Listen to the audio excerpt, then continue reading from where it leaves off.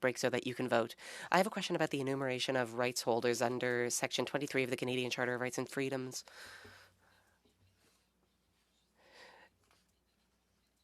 Now, since certain measures are put in place where numbers warrant, proper statistics are essential.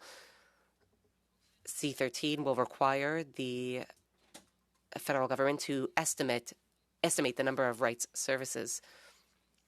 One expert has told the committee that to do this, we will need to go through school boards.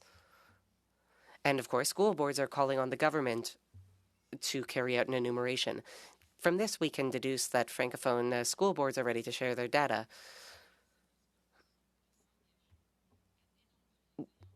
Will the government commit to enumerating rights holders through requesting data from school boards? I know that it's unusual for the committee to ask you to make a promise, but we are facing an unusual situation here.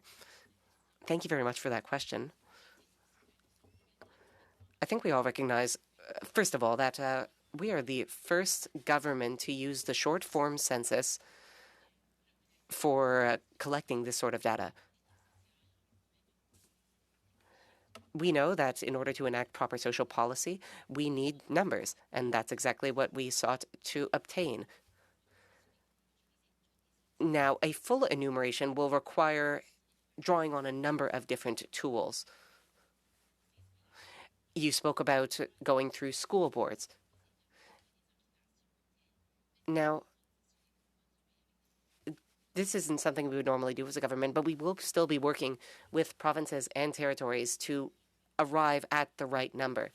And that is why in the action plan, we set aside $2 million to ensure we can continue working with Statistics Canada so that we can continue to do the necessary work. I am very committed to working with provinces and territories because there needs to be a complete portrait of what the numbers are like in our country. And we can't just have numbers that update every 4 or 5 years. We need to have a number that is updated on a live basis. All right, we can now suspend